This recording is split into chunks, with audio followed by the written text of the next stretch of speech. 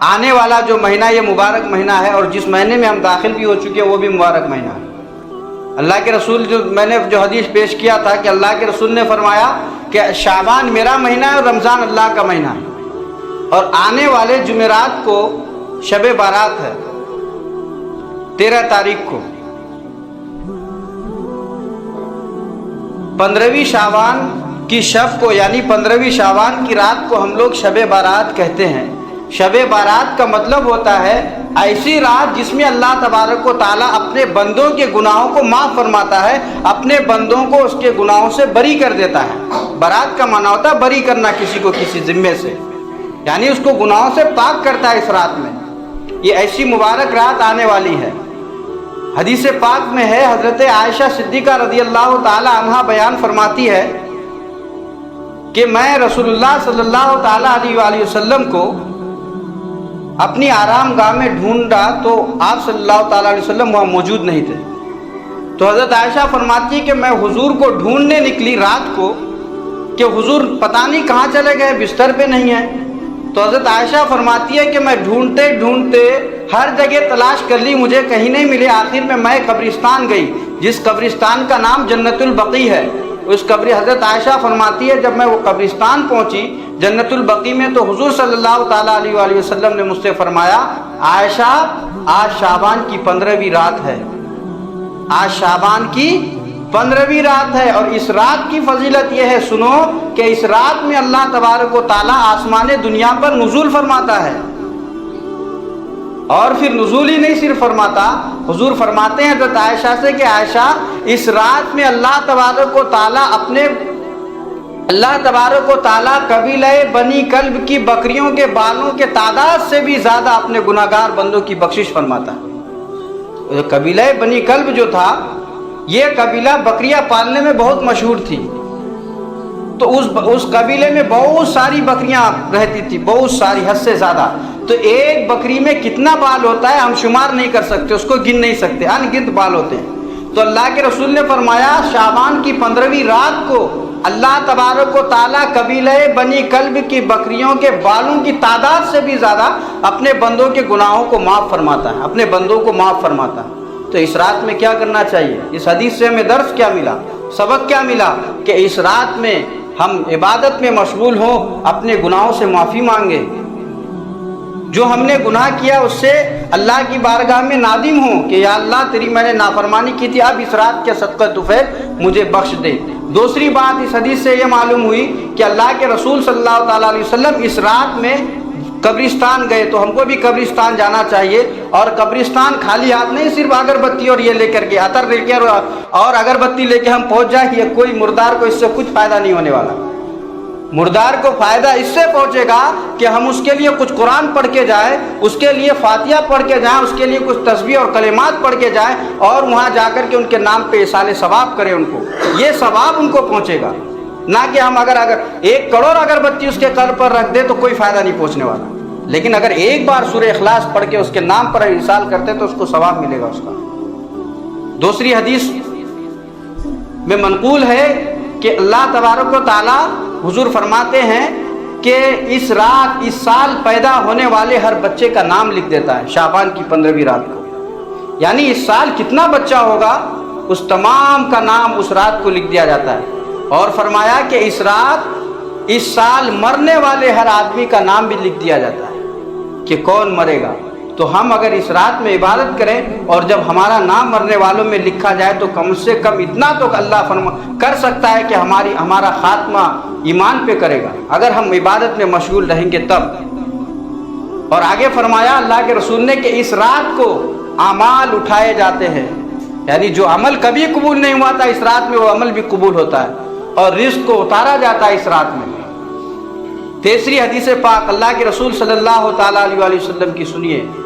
اللہ کے رسول صلی اللہ تعالیٰ علیہ وآلہ وسلم نے فرمایا کہ شعبان کی 15ویں رات کو اللہ تبارک و تعالیٰ اپنے پوری مخلوق کی گناہوں کو معاف فرما دیتا ہے۔ پوری مخلوق جس کو اس نے پیدا کیا سب کی گناہوں کو معاف فرماتا ہے، صرف 7 اشخاص کے، یعنی اس رات میں سب کی بخشش ہو جاتی ہے جو بھی معافی مانگتا ہے، لیکن 7 آدمی ایسا ہے جس کی اللہ تبارک و تعالیٰ اس رات میں بھی معافی نہیں دیتا اس کو۔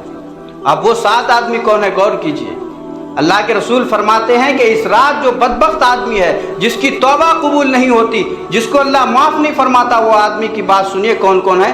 پہلا جو شخص ہے وہ مشرک ہے کہ جو اللہ کو بھی مانتا ہے, بتوں کو بھی مانتا ہے, جو اللہ کو بھی مانتا ہے اپنے نفس کو بھی مانتا ہے.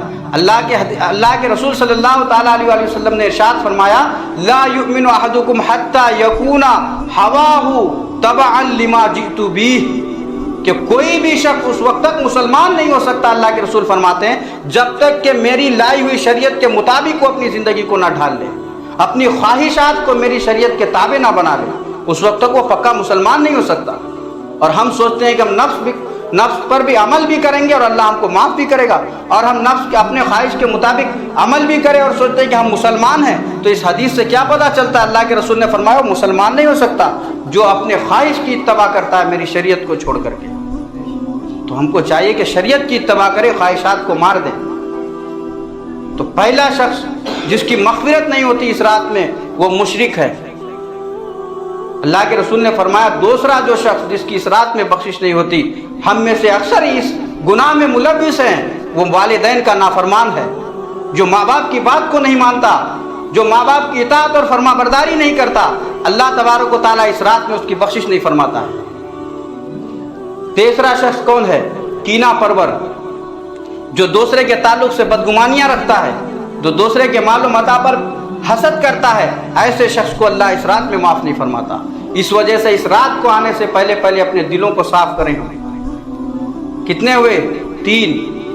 چوتھا شخص شرابی ہے کہ جو شراب پیتا ہے. اللہ تبارک و تعالیٰ اس رات میں, اس مبارک رات اور بابرکت رات میں, جس رات میں اللہ تبارک و تعالیٰ بنی کلب کے بکریوں کے تعداد سے بھی زیادہ بندوں کو معاف فرماتا ہے, اس رات میں بھی اس شخص کو معاف نہیں فرماتا جو شراب پیتا ہے. 5واں ہوا وہ شخص جو قتل کرتا ہے کسی کو, بغیر ناحق کسی کو قتل کر دینا, اپنی خواہش پہ اتباع کرتے ہوئے کسی کو مار ڈالنا. اللہ تبارک و تعالیٰ ایسے شخص کی بھی اس رات میں مغفرت نہیں فرماتا. 6واں شخص وہ ہے جو اپنی شلوار کو, اپنے پینٹ کو ٹخنے کے نیچے اتار کر کے چلتا ہے.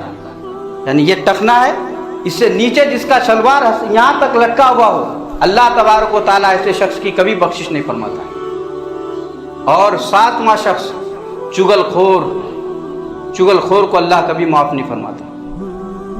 یعنی ایک انسان کی بات, ایک مسلمان بھائی کی بات دوسرے مسلمان کو بتانا, ایک کی اچھائی ایک کی برائی دوسرے کو بیان کرنا, اس کی پھر سن کر کے اس کو بیان کرنا, یہ کیا ہوا؟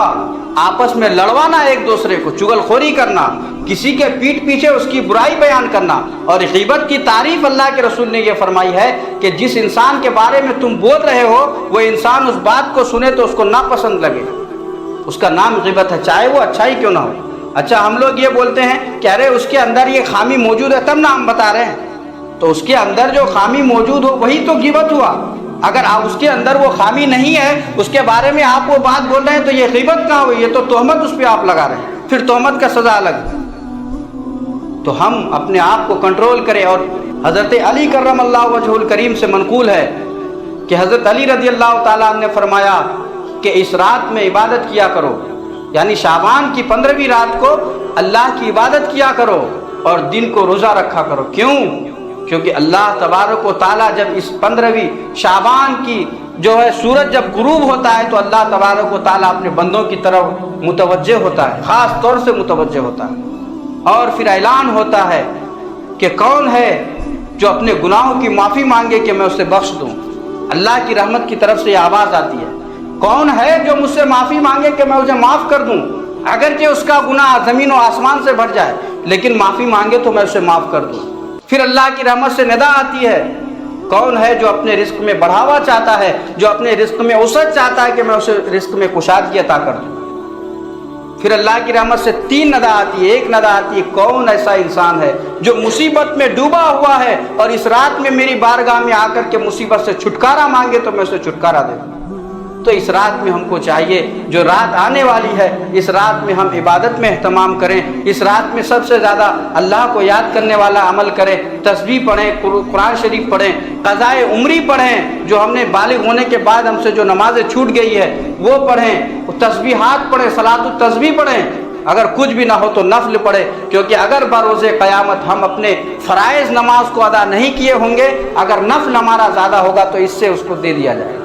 تو اللہ تبارک و تعالیٰ کی بارگاہ میں دعا ہے کہ اللہ تعالیٰ ہمیں کہنے اور سننے سے زیادہ ہم سب کو عمل کی توفیق عطا فرمائے۔